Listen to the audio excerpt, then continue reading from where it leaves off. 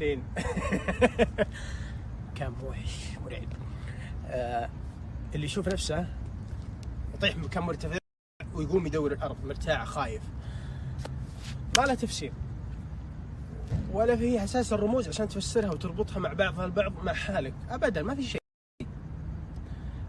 هذا من تحزين وتخويف الشيطان. فإذا شفت مثل هالشيء تعوذ من شره ومن شر الشيطان، فإنه لا يضرك، ولا تروح تبحث عنه في جوجل أو تسأل عنه أحد المعبرين، لأن اللي ظلنا والله أعلم إنما مجرد تحزين شيطان. لا يوجد رموز ولا يوجد أي شيء، الموجود فقط تخويف وترويع فقط. أعوذ من الشيطان الرجيم ونقلب على الجهة الثانية، أمورك تمام. نشوف إنما هي تتحدث عن حال، تتحدث عن واقعنا لكنها جاية مرموزة مثل الهدية مغلفة ما نعرفها لين نفككها أو نفتحها. أبعطيك مثال، واحدة تشوف في منامها أنها خنقت أختها لين طلعت عيونها ثم علقتها في الباب.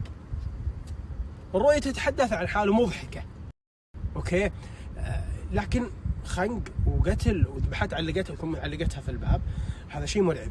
لكن بنفككها أنا وياك ثم تقول أوه هي كذا سهلة. لا، مع التفكيك تصير سهلة، لكن قبل التفكيك ما هي سهلة. اسمع معي، معناه ان بينها وبين اختها مشكلة، خانقت هي وياها وطردتها برا الغرفة وقعدت اختها عند الباب، صاحت وقالت لها افتحي لي ومن هذا الكلام.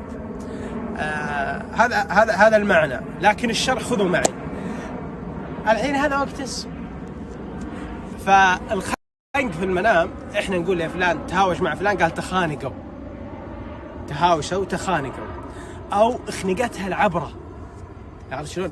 فهي تخانقت معها، طلعت عيونها، خنقتها العبرة، صاحت، فهمت شلون؟ علقتها عند الباب، اطردتها، ثم جلست اختها عند الباب. فلان ليه منه طق الباب وتأخرت عليه ما فتحت، قال ترك علقتني عند الباب، او ترك لطعتني عند الباب. هذا هو الشرح، عرفت علي؟ فهمت؟ بس